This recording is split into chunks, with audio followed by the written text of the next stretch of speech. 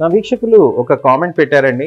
Sir నా పేరు సుధా, నాది నార్మల్ స్కిన్, నేను ఏ సీరం వాడాలి? నాకు ఈ మధ్య పింపుల్స్ వచ్చాయి, సన్ స్క్రీన్ వాడుతున్నా కానీ తగ్గడం లేదు, ముందు కంటే ఎప్పుడు నల్లగా అయింది, బెస్ట్ సీరం చెప్పండి అని అడుగుతున్నారండి. చాలా ఇంపార్టెంట్ కామెంట్ అండి సుధా గారు. నా వీక్షకులు, నా సబ్స్క్రైబర్లు ఇలాంటి కామెంట్స్ పెడుతున్నప్పుడు నేను ఎందుకు వీడియో రిప్లై చేస్తానంటే, ఒకరి రిప్లై 1,00,000 మందికి ఉన్న సందేహాలని నివృత్తి చేస్తుంది. సో అందుకోసమనే, ఈ క్లారిటీ కోసమని నా ఇన్ఫర్మేషనల్ అవేర్నెస్ వీడియోస్ తోటి నేను మీ ముందుకు వస్తున్నానండి. నేను మీ doctor Raj Kireet, Celestee skin laser and hair clinic, Jubilee Hills మరియు కోకాపేట్లో chief and founder dermatologist and hair transplant సర్జన్గా ప్రాక్టీస్ చేస్తున్నాను.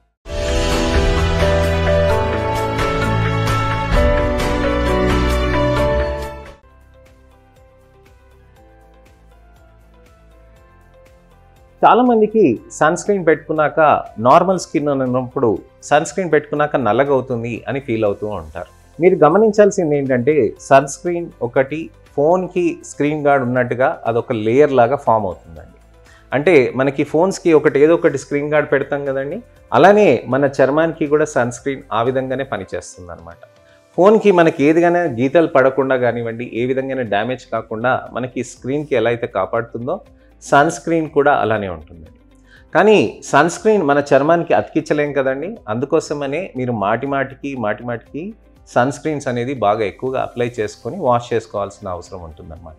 సన్ స్క్రీన్స్ గురించని నేను ఒక మంచి వీడియో చేశానండి. నా ఛానల్కి వచ్చి మీరు నా పాత వీడియోస్ చూస్తే మీకు తప్పకుండా తెలుస్తుంది అది. సన్ స్క్రీన్స్ ఏ విధంగా వాడాలి అనే దాని గురించని నేను ఇవాళ వివరిస్తానండి.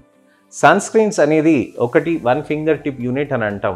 ఇక్కడ గోరు నుంచి ఈ గీత వరకు మన ఏలు పైన ఉన్నదానికి. సో ఇక్కడ నుంచి ఇక్కడ మనకి 1 ఫింగర్ టిప్ యూనిట్ ఉన్నదన్నప్పుడు ఇక్కడ దాకా ఉన్నది 2 ఫింగర్ టిప్ యూనిట్స్ అనమాట.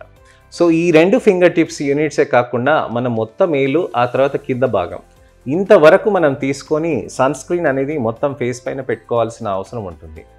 సో సన్ స్క్రీన్ ఇంతగనం తీసుకొని మనం ఫేస్ పైన పెట్టుకుంటే జిడ్డుగా ఉంటుంది కదా, ఏదో పెద్ద లేయర్ పెట్టుకున్నట్టు ఉంటుంది కదా, అందరు అడుగుతారు కదా అని అంటే, దానికి 2 మార్గాలండి.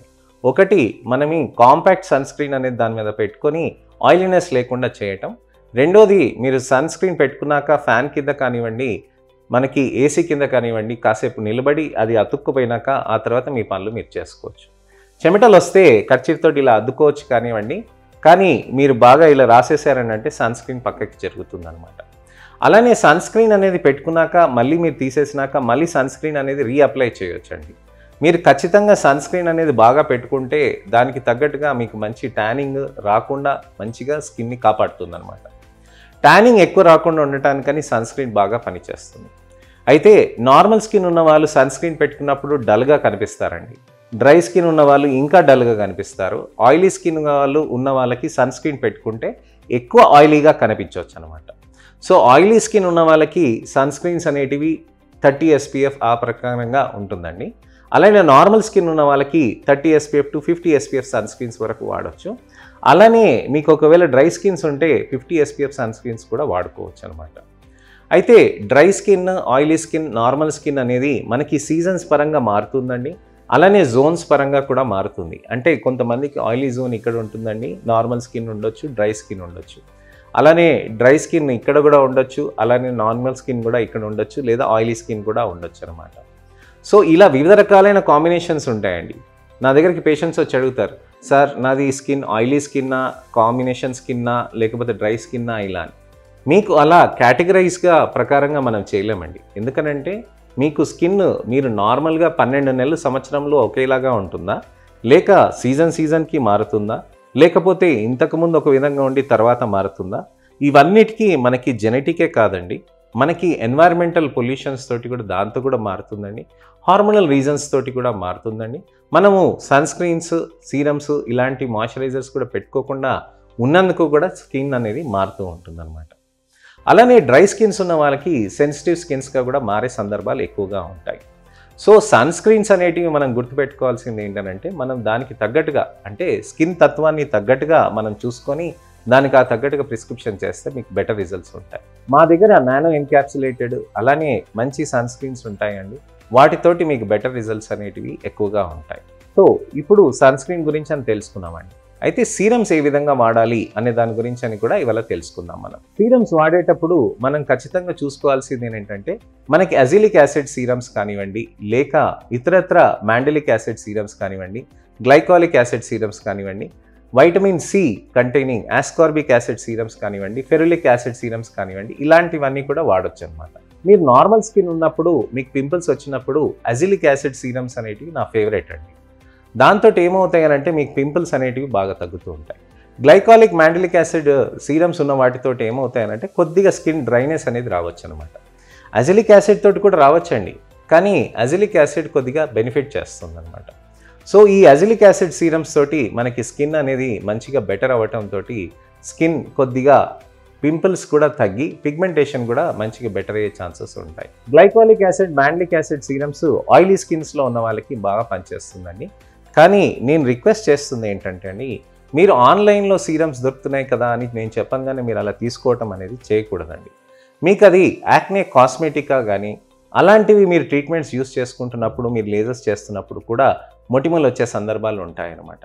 సో మీరు మా దగ్గరకు వచ్చి మీకు ఈ విధంగా మేము లేజర్స్ చేసుకుంటున్నాం, మా సీరమ్స్ ఏది వాడుతున్నారు, దానికి ఏ విధంగా ఉంది అని అంటే నేను దానికి ప్రెడిక్షన్ చేసుకొని దానికి తగ్గట్టుగా నేను ట్రీట్మెంట్ చేసుకోగలను.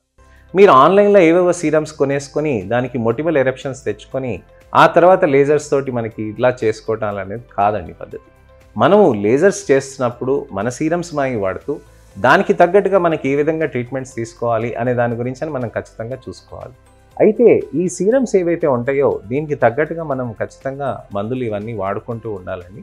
అలానే మీకు డ్రైనెస్ ఏమైనా ఉందంటే మాయిశ్చరైజర్ ఒకటి పెట్టుకోవాల్సిన అవసరం ఉంటుంది. ఒక సీరమ్ని ఏ విధంగా వాడాలి అని అంటే కొరియన్ లేయరింగ్ ఆఫ్ స్కిన్ రెజిమెన్స్ ఉంటాయండి. కొరియన్ రెజిమెన్స్లో ఏం చేస్తారని అంటే ఫస్ట్ ఒక టోనర్తో క్లీన్ చేసి ఆ తర్వాత సీరం అప్లై చేసి దాని మీద మాయిశ్చరైజర్ అప్లై చేసి దాని మీద ఇంకొకటి అప్లై చేసి ఆ తర్వాత సన్ స్క్రీన్ అప్లై చేసి ఈ విధంగా ఇలా లేయరింగ్ అనేది చేస్తారనమాట. ఈ లేయరింగే కాకుండా స్కిన్ సైక్లింగ్, అలానే స్కిన్ యాక్టివ్స్ థెరపీస్, ఇవన్నీ వివిధ రకాలైన కాస్మెటిక్ థెరపీస్ అనమాట. అంటే మీకు ఇది ఆన్లైన్లో ఇవన్నీ దొరుకుతూ ఉంటాయి, కానీ ఇవన్నీ ఏది కరెక్ట్ కాదండి. మన ఇండియన్ స్కిన్కి, తెలుగు రాష్ట్ర ప్రజలకి నేను అదే రిక్వెస్ట్ చేస్తాను, మన ఇండియన్ స్కిన్కి కొరియన్ రెజిమెన్స్ పెట్టాలి అని అంటే ఆ విధంగా పనిచేయదండి. మనకి సన్నటి సీరమ్స్, ఎక్కువ డిహైడ్రేషన్ కాని సీరమ్స్, ఎక్కువ ఆస్ట్రింజెంట్ లేని సీరమ్స్ వాడితే ఆ విధంగా లేయరింగ్ చేయొచ్చు అనమాట. కానీ మన ఇండియాలో దొరికే సీరమ్స్ కొద్దిగా గట్టి సీరమ్స్ పెడతారు.